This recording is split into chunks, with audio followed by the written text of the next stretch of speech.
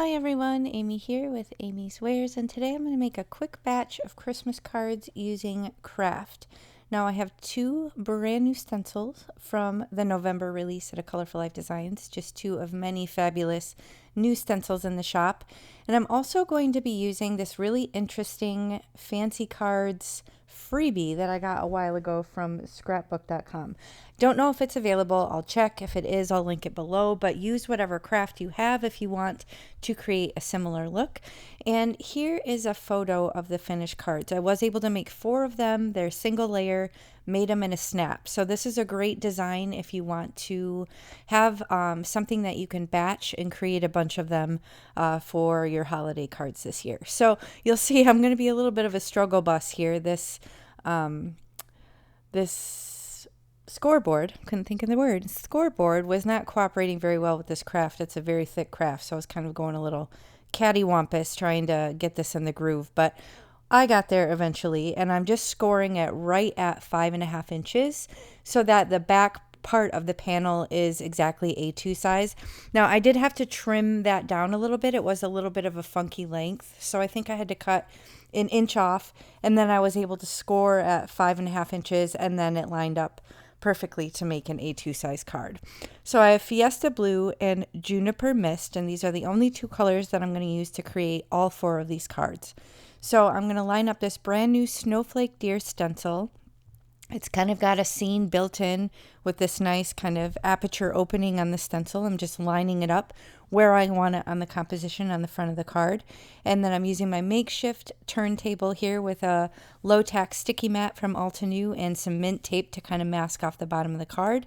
And I'm just going to do some very simple ink blending. So I'm starting with the lighter color, going into the darker color, letting them kind of overlap and blend a little bit, but there's no rhyme or reason here. This is really simple ink blending, super fast, but it looks impressive with the gradient and color, and it doesn't take a lot of supplies. So super easy design. You could do this with whatever colors. You could do this on white cardstock, blue cardstock, green cardstock, whatever you want.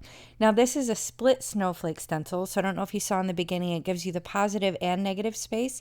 I'm just using the one side of the stencil and kind of going right up next to the edge of the snowflakes and then blending outward just to kind of leave that portion craft.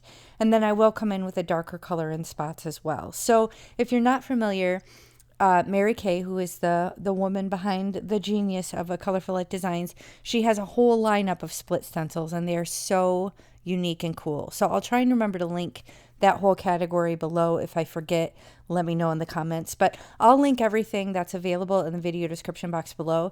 Now these are Tailored Expression storage boxes. These work with their simple strips, but in this case, this Holiday Vibes, this was actually at Ellen Hudson. I don't think that's available anymore. If it is, I'll link it, but anything that's strip size, I tend to use these boxes because I absolutely love them. You can see the tray comes out. They show them all so you can, see what you have. You're probably wondering why these are white. As you can see, once you ink blend on them, that will reveal the magic that is heat embossing, because the heat embossing will resist the ink, so you can kind of custom color these on demand to perfectly match your creations. And that's what I'm doing here. I'm just using the darker Juniper Mist, and then I'm using a paper towel just to kind of wipe off any excess ink that's sitting there on top of the heat embossing, because it will definitely resist that.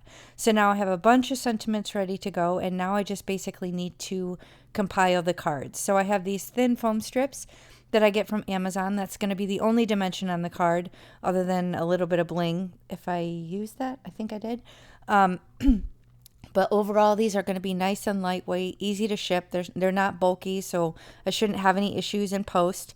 And I'm just putting foam tape on the ones that are going to be on the front of the card, and then I'm liquid gluing with my Barely Arts glue the sentiment for the inside of the card. So talk about easy, having a lot of these components ready to go, like the sentiments, using minimal colors, having a single layer working right on the card base. These are all things that save massive amounts of time, and you can kind of create it like a production line. Now here I'm using my custom stamp. I got this from Jessica Lynn Originals. It's another small woman-owned business.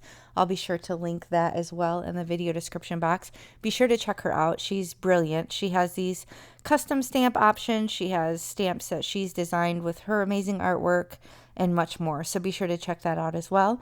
But I'm just going to use this on the back of all 4 cards. And then I decided to go with this Rainbow Pearl Clear, one of the card bling in the shop at A Colorful Life Designs. And like I said, anything in the shop other than Master Creator Bundles, you can use my coupon. So be sure to use AmyFan10 at checkout if you shop at A Colorful Life Designs and save on your complete order.